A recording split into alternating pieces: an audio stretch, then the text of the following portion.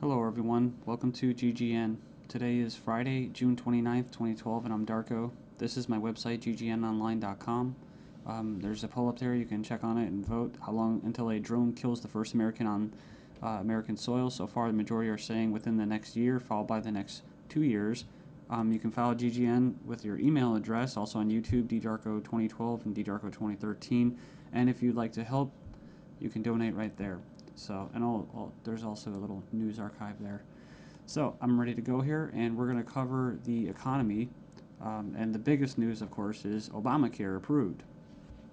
It was kind of shelved for a while there, and now it's back from the dead. So, and a little bit of eugenics, because you have financial warfare, and then you have social warfare, you have eugenics, and it kind of all just is immersed, right, in the same global agenda. So it says here, Obamacare approved, IRS to force Americans to buy health insurance. It says it's a victory for Obama and a travesty for the middle class. The Supreme Court upheld Obama's health care mandate, empowers the IRS to begin to regulate America's health care by 2014. Expect IRS thugs armed with shotguns knocking at your door to fine you almost $700 a person or $2,000 per household for failure to purchase health insurance. If you fail to pay the outrageous fine, expect to be sued by the IRS. It says here that revised healthcare laws remove the penalty of almost $250,000 in imprisonment up to 5 years. It says here this ruling allows the federal government to force citizens to enter a contract with private corporations to buy health insurance. This is happening just days before the 4th of July, when Americans won its independence from British tyranny, and now we face the same tyranny today. It says here by 2014, all Americans will have to submit or face being fined and sued by the Internal Revenue Service. The American people are already struggling financially with record unemployment, inflation, and trillions of dollars in national debt. By the time health insurance becomes mandatory, the middle class will be financially bankrupt. This is the reason why the military and police are preparing for martial law in the U.S. streets, says because people will revolt against the system that has basically turned people into financial slaves. So it says here that they're conditioning Americans with checkpoints and speed traps, army drones to spy on us.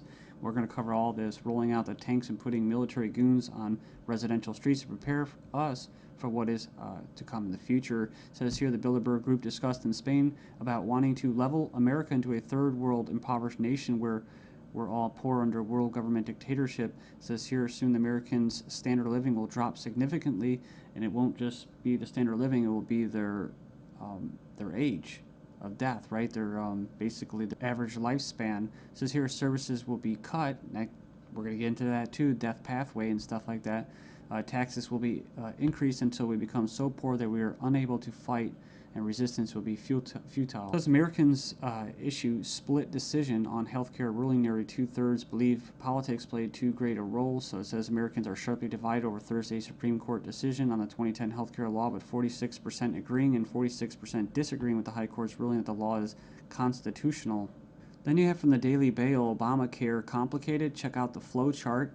And yeah, there's our buddy, the IRS, right there. But it's just a god-awful mess. And you have Secretary of Health and Human Services in the middle. All these different vested interests, all these different bureaucracies. And the biggest invested interest that helped write the bill was the insurance companies. And they're the ones that are going to basically, how could you say, not profit. Well, they will profit, but they're going to get the best advantage from this, right? And if you would like an anarchist perspective on the whole Obamacare thing, I think Stefan Molyneux did a pretty good analysis of this. I think he held back a lot. I think he's gone over it and made his point so many times, his argument, that he was actually kind of just laid back about it. So it's kind of nice. It's 18 minutes, not too long. The truth about Obamacare, yes, it's even worse than you think. And right here in the description, he puts in there the 6 facts that he presents in his argument. So fact 1, there is no law in the U.S. anymore. Basically what he's saying is that if they could just do anything, then there's no law, right? And it's tricky because, in quote, in a stateless society, there would be what? No law. Well, there would still be common law. See, this isn't common law. This is political law. That's why you have pigs, political law enforcement, and the like that are going to be enforcing this, federal agents and that. So in other words, what he's saying is that you might as well just have no government, because right here you have a dictatorship with, quote, laws, right? They have laws that basically write in a dictatorship. So we have here Obamacare is an admission that all previous government health care programs have failed. So, and this is true. I remember the recording, about Nixon and stuff like that, getting people on Medicaid. It doesn't really matter whether it's good or not.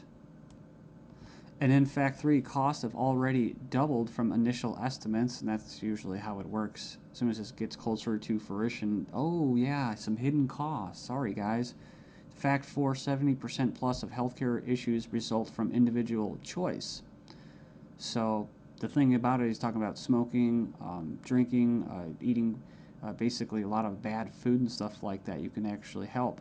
But a lot of these people that are going to, quote, benefit from this are not going to be doing anything to help their own health, right?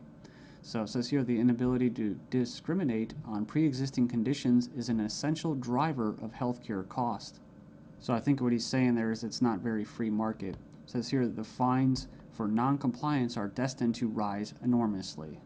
We have 15 reasons why the Obamacare decision is a mind-blowing disaster for America. It was actually, it says here it was voted 5-4 decision to uphold the vote. And it says here, the bill, it says here the swing vote was Chief Justice John Roberts, who was appointed by George Bush, W. Bush. And not that you'd have any confidence in the judicial system as it stands, just based off past history and their track record. It says here, after the vote today, it is hard to have any faith in the U.S. Supreme Court. I guess they're saying because he was quote conservative. According to the Supreme Court, the federal government has the power to force you to buy private goods and services. And it goes on and says here that it's another step away from individual liberty, another step towards a nanny state. I hate that word. But it says here IRS is now going to be given the task of hunting down and penalizing Americans. And it says here, in fact, the Obama administration has given the IRS $500 million extra outside the normal appropriation process to help them enforce the provisions of Obamacare they're in charge of overseeing. It imposes more than 20 new taxes on the American people. And you can click the link there. If you click the title of this article, you can find it and check it out. So it says here, number 5, an attempt to control costs and promote efficiency. Obamacare limits the treatment options that doctors and patients can consider. In other words, the death pathway, right? The British system, this is likely to result in a decrease in life expectancy. That's what I was talking about in the United States in the beginning of this video. So yeah, it's going to send health insurance premiums soaring, especially for younger Americans. And, it's going to crush small businesses, as they say. And number 9, Obamacare is going to make the emerging doctor shortage in America a lot worse. So hundreds of thousands of doctors are leaving the medical profession because of this. It says here it's already forced the cancellation of dozens of doctor-owned hospitals. And it says here that the following is one example from the Alliance Defense Fund. It's an insidious little provision. It says here, did you know that this bill, you'll have to pay for life-saving drugs, but life drugs are free. So 100% free. If this plan were really about health care, it wouldn't be about, it would be the other way around. So yeah, it's like robbing from the future to pay for the living. So and it just turns into a god-awful mess. It's not even just politics, it's generational. 13 reasons why the revolution might start with Obamacare. Go in there and check that out. I'll just name a few and you can hopefully go in there and check it out. It says here that's a direct tax which is unconstitutional under Article 1, Section 9. And you can go in there and read that. It says here it violates states' rights since federal government does not have the constitutional authority to take over healthcare as stated in the 10th Amendment outlined in the Bill of Rights. This mandate is involuntary servitude or slavery to big banks and insurance industries, neither slavery nor involuntary servitude except as punishment for a crime whereof the party shall be duly convicted. Basically, the 13th Amendment. So yeah, that's the federal government's 4th of July Independence Day present to Americans. It's pretty crazy. I mean, you think the timing of this was just happenstance? I bet it isn't. Let's just show you. Just give you a big middle finger right in front of your face. Stagnating life expectancies in the United States. Poor U.S. citizens live 5 years less than the affluent, but they don't talk, what about the middle class, right? So despite modest gains in lifespan over the past century, the United States still trails many of the world countries when it comes to life expectancy. We remember this article, top doctors chilling claim the NHS kills off 130,000 elderly patients every year. It says here, a professor says doctors use death pathway to euthanasia of elderly.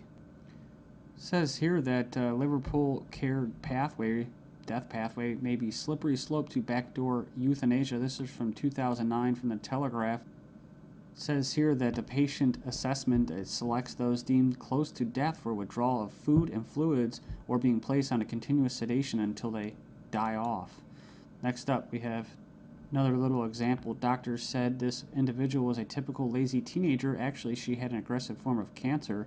So it goes on here. It says that she was finally diagnosed after she had an MRI scan following a fall. So basically, she was left undiagnosed for 6 months after doctors mistook her symptoms for typical teenager laziness. So as cancer rates soar due to the eugenics and that, I see these articles, European meeting to be held to raise awareness of the eugenic current of European society held in Strasbourg, France. It's hosted by the Parliamentary Assembly of the Council of Europe, or PACE, this week to address the alleged eugenic current of European society and eugenics and human rights issues of prenatal screening. It says here, currently the highest court in Europe is considering a complaint from a woman who claims that she was not given a prenatal screening which would have revealed her daughter's Down syndrome and thus allow her to choose to abort her child. They didn't go into this, which is what? Scottish toddlers to be tested to see if they will grow up to be drug addicts or criminals. So they're going to basically examine them to determine their capacity for violent crime, to be violent. But what happens when this comes to the UK? Thailand violent students to be drafted into our army automatically.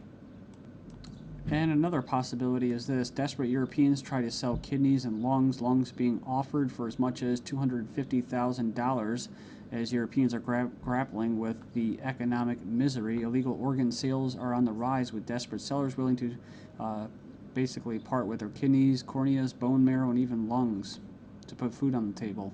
Says here, organized criminal groups are preying upon the vulnerable on both sides of the supply chain. So they're not just talking about Israel, they're talking about internet ads spotted across Italy, Spain, Greece, Russia.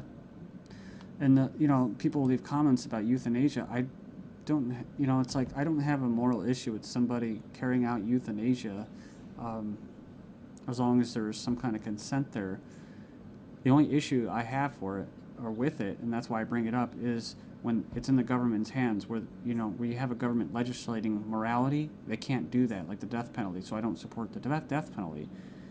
With euthanasia, if you're declared a violent or criminal or deviant or going to be a drug dealer, well, then they go ahead and euthanize you, and then they can sell your body parts.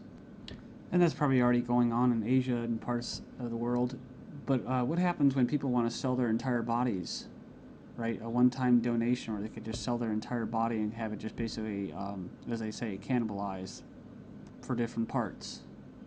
I mean, it sounds nice on the surface to help out your family and stuff like that, but that's talk about preying on the vulnerable, man. Then we have this guy, Jim Rogers, saying that financial Armageddon will happen despite the EU deal. Says the solution to too much debt is not more debt. 2 suicides in 2 days. Greece sees social backlash of crisis. I guess basically they leapt to their death. One of them was a 70-year-old man who jumped from his flat after a court clerk stopped by to issue him an eviction notice on Friday. 17 reason to be extremely concerned about the second half of 2012. Look at this. The IMF research paper showed banking crisis is far more likely to start in September than any other month.